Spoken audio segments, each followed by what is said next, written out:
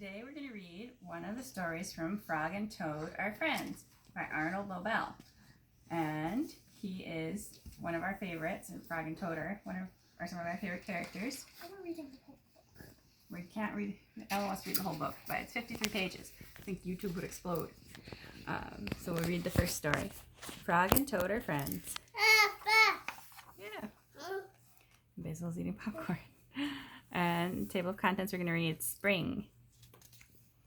We can certainly read the other ones. It's only 4 pages long. Okay. Spring, which is the season we're in right now. Frog ran up the path to Toad's house. He knocked on the front door. There was no answer. Toad, Toad, shouted Frog. Wake up. It's spring. Bah, said a voice from inside the house. Toad, Toad, cried Frog. The sun is shining. The snow is melting. Wake up. I'm not here, said the voice. Frog walked into the house. It was dark. All the shutters were closed. Toad, where are you? Called Frog. Go away, said the voice from a corner of the room. Toad was lying in bed. He had pulled all the covers up over his head. Frog pushed Toad out of bed.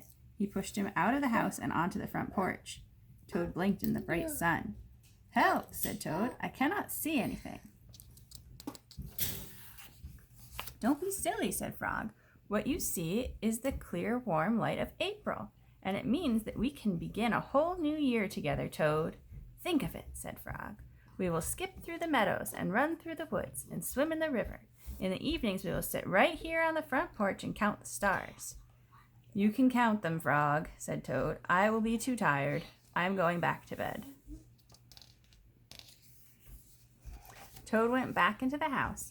He got into the bed and pulled the covers up over his head again.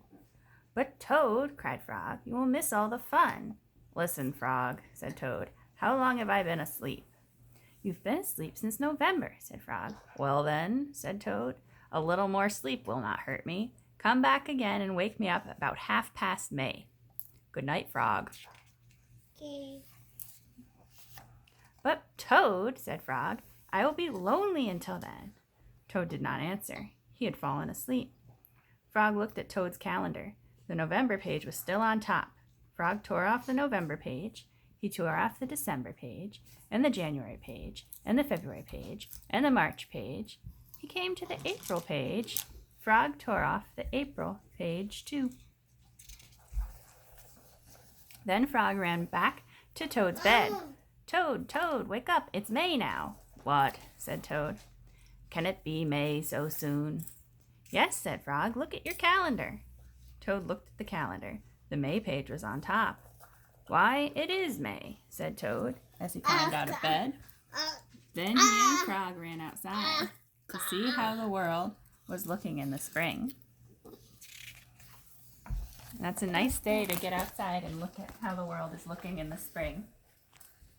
Bye, guys.